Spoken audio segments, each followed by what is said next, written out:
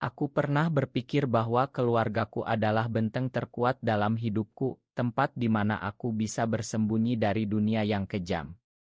Tapi malam itu, ketika ayah membentakku di depan semua orang, "Kau bukan anakku lagi. Keluar dari rumah ini sekarang juga." Segalanya runtuh seperti rumah kartu yang rapuh. Aku berdiri di tengah ruang tamu rumah kami di pinggiran Jakarta, tangan gemetar memegang ponsel yang masih menampilkan pesan dari Rea, pria yang membuat hatiku berdegup tak karuan. Aku bernama Ardi, 24 tahun, anak sulung dari keluarga sederhana yang taat beragama. Sejak kecil, aku tahu ada yang berbeda dalam diriku. Saat teman-teman sebaya membicarakan gadis-gadis cantik di sekolah, aku justru diam-diam memperhatikan senyum mereka yang sama sepertiku. Tapi aku menyembunyikannya rapat-rapat, karena di lingkungan kami, di kampung yang penuh masjid dan pengajian, kata gaib adalah kutukan yang bisa menghancurkan segalanya. Rea muncul dalam hidupku seperti hembusan angin segar di tengah kemacetan Jakarta. Kami bertemu di kai kecil dekat kampus saat aku sedang kuliah teknik di Universitas Negeri. Dia lebih tua 2 tahun, bekerja sebagai desainer grafis, dengan senyum yang selalu membuatku lupa napas. Awalnya hanya obrolan ringan tentang musik dan ilmu, tapi lambat laun, tatapannya yang dalam membuatku sadar bahwa ini bukan sekadar pertemanan. "Ardi, aku suka kamu," katanya suatu malam di taman kota, suaranya pelan tapi tegas. Aku tak langsung menjawab, tapi hati ini sudah berteriak ya. Kami menjalani hubungan diam-diam, bertemu di tempat-tempat sepi, berpegangan tangan di bioskop gelap, mencuri ciuman di mobil saat hujan deras mengguyur. Rea selalu bilang, "Kita akan baik-baik saja, asal kita saling jaga." Aku percaya padanya, karena di pelukannya, aku merasa utuh untuk pertama kalinya. Tapi rahasia itu tak bertahan lama. Malam pengusiran itu dimulai dari ponselku yang tertinggal di meja makan. Adikku, yang penasaran, membukanya dan melihat pesan-pesan kami. Oto-oto kami berdua, kata-kata mesra yang tak seharusnya ada di mata keluarga. Ayah marah besar, ibu menangis histeris, kakak perempuanku memandangku dengan jijik. "Kau dosa besar. Kau bawa malu ke keluarga," teriak ayah, tangannya menggepal. Aku mencoba menjelaskan, "Pak, ini bukan pilihan. Aku lahir begini." Tapi kata-kataku hanya membuatnya semakin murka. Mereka mengusirku malam itu juga. Aku keluar rumah dengan hanya tas ransel berisi pakaian seadanya, hujan deras membasahi tubuhku. Aku menelepon Rea, suaraku bergetar, "Aku diusir, Re. Aku nggak punya tempat." Dia datang cepat, memelukku di pinggir jalan, "Tenang, kamu tinggal sama aku dulu." Tapi dalam hati aku tahu ini baru awal badai. Beberapa hari kemudian, ayah menelepon. Suaranya dingin, "Kamu harus ikut program penyembuhan. Ada rumah aman yang bisa bantu kamu kembali normal." Aku tahu itu apa, tempat konversi yang katanya bisa mengobati orang seperti aku. Aku tolak mentah-mentah, tapi mereka tak menyerah. Paman dan tante ikut membujuk, bahkan mengancam tak akan akui aku lagi jika tak mau. Akhirnya, di bawah tekanan yang tak tertahankan, aku setuju. "Hanya sementara," kata Rea, matanya penuh kekhawatiran saat mengantarku. "Aku tunggu kamu pulang." Rumah aman itu terletak di pinggiran Bogor, bangunan besar dengan pagar tinggi, dikelilingi pepohonan lebat. Namanya Rumah Harapan Baru, katanya untuk orang-orang yang tersesat. Tapi begitu pintu gerbang tertutup di belakangku, aku merasa seperti masuk penjara. Di dalam ada puluhan pemuda seperti aku, wajah-wajah pucat penuh ketakutan. Kami dipaksa ikut sesi doa panjang, ceramah tentang dosa homoseksual, bahkan terapi yang membuatku muak. "Kalian bisa berubah jika mau," kata pembimbing, seorang ustadz tua dengan sorot mata keras. Aku diam saja, tapi dalam hati aku berteriak, "Ini bukan penyakit." Malam pertama, aku berbaring di kamar asrama, memandang langit-langit gelap. Aku rindu Rea, rindu kebebasan kecil yang kami miliki. Apakah aku salah mencintainya? Tanyaku pada diri sendiri. Air mata mengalir pelan. Aku tahu perjuangan ini baru dimulai. Hari-hari di rumah aman itu seperti neraka yang disembunyikan di balik senyum ramah. Pagi-pagi kami bangun untuk sholat berjamaah, lalu sarapan sederhana sambil mendengar ceramah. Cinta sesama jenis adalah godaan setan, kata pembimbing berulang kali. Aku duduk diam, tapi pikiranku melayang ke Rea. Apakah dia baik-baik saja?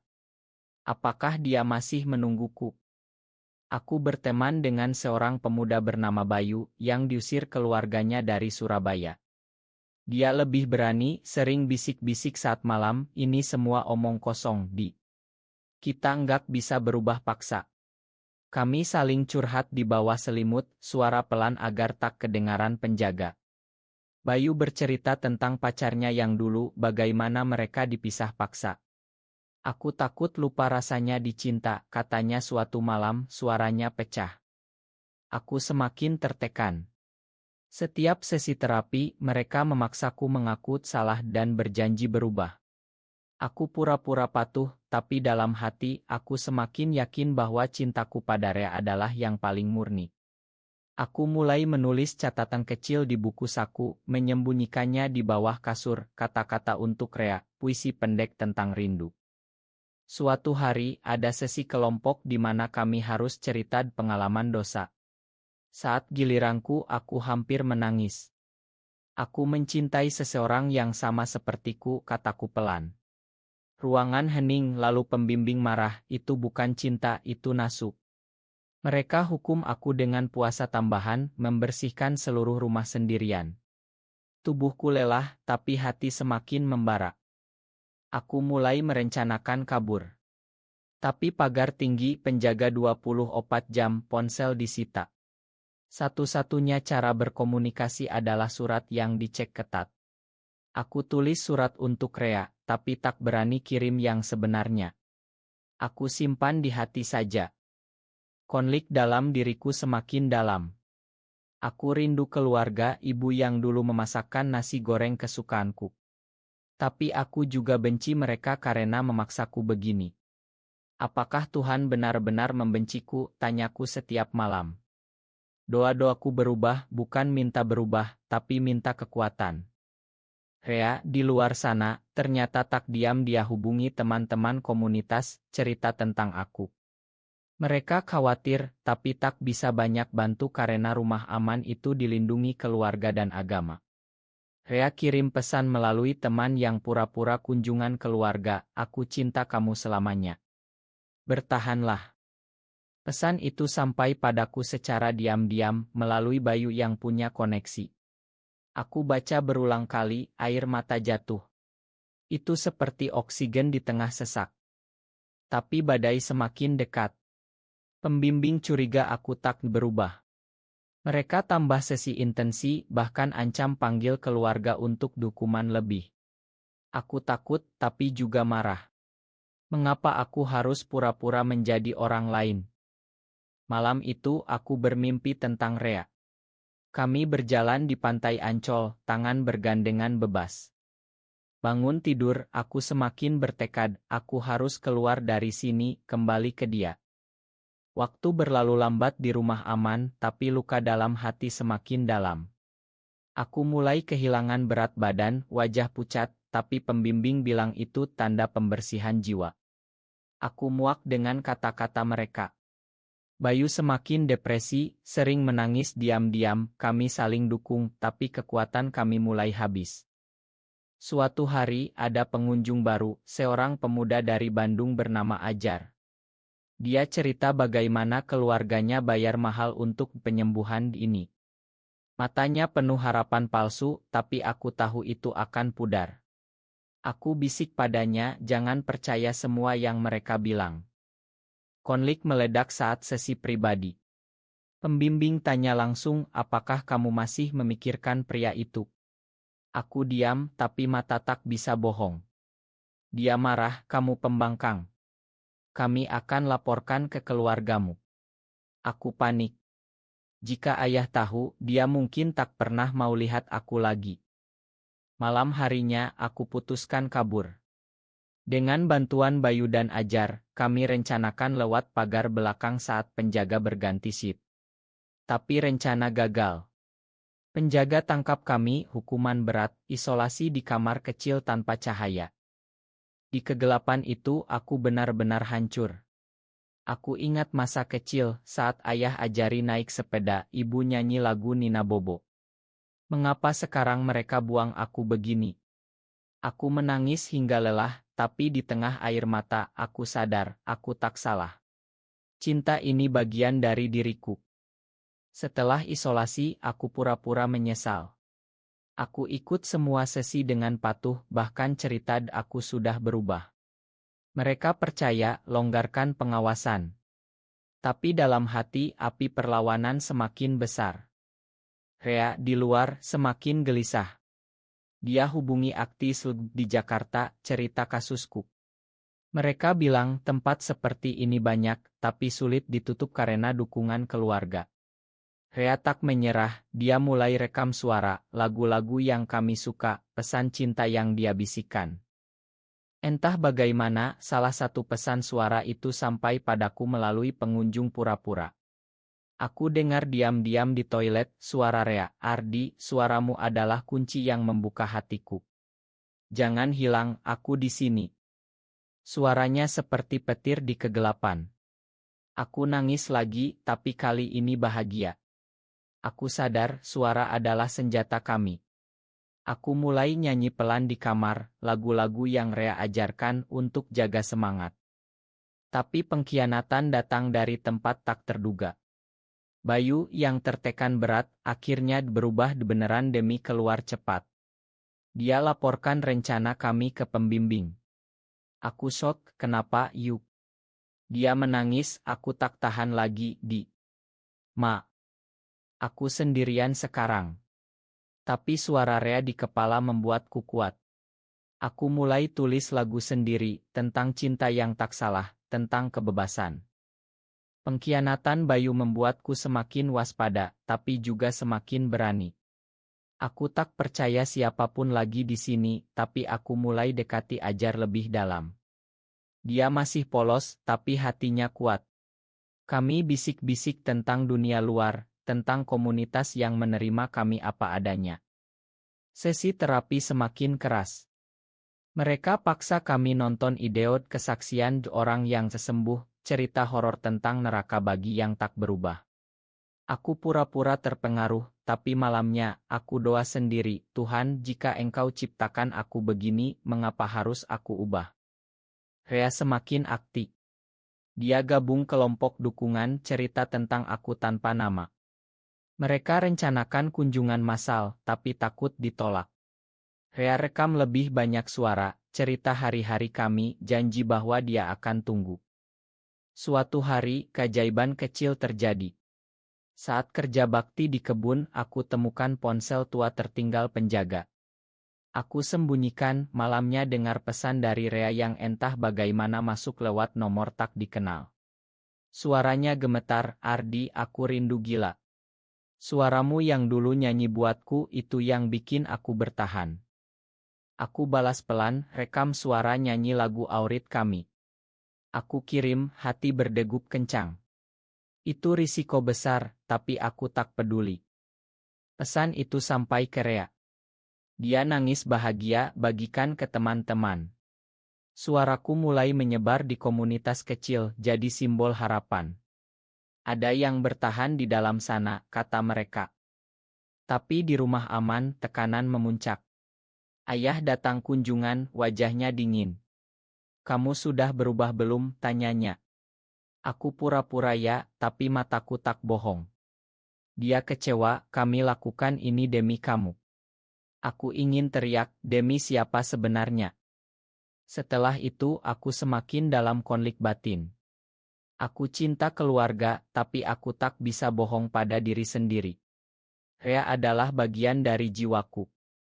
Ajar mulai goyah, dia bilang ingin keluar dan pura-pura sembuh. Aku tak sekuat kamu, Aku paham, tapi sedih. Kami peluk diam-diam, bertahanlah di luar nanti. Suara-suara dari luar semakin kuat. Rea dan teman mulai kampanye halus, bagikan cerita anonim tentang rumah aman yang menyiksa. Tekanan dari luar membuat pembimbing gelisah. Aku sadar suaraku meski kecil mulai memecah dinding. Aku nyanyi lebih sering, pelan tapi tegas. Beberapa pemuda lain ikut meski takut. Badai semakin mendekat. Pembimbing tahu ada kebocoran, mereka perketat aturan, sita semua barang pribadi. Aku kehilangan ponsel tua itu, tapi suara Rea sudah tertanam dalam hati. Ajar akhirnya dilulus, keluar dengan pura-pura sembuh. Sebelum pergi, dia bisik, aku akan hubungi Rea buat kamu. Aku harap benar. Di luar, Rea semakin okal. Dia tulis cerita anonim di media sosial, tentang pria yang terpenjara karena cinta. Postingan itu viral kecil di kalangan komunitas, banyak yang dukung. Kita harus bebaskan dia, kata mereka. Keluargaku mulai goyah. Ibu diam-diam hubungi Rea melalui teman, tanya kabar aku. Rea cerita yang sebenarnya, ibu nangis. Aku rindu anakku, katanya. Di dalam, aku semakin kuat.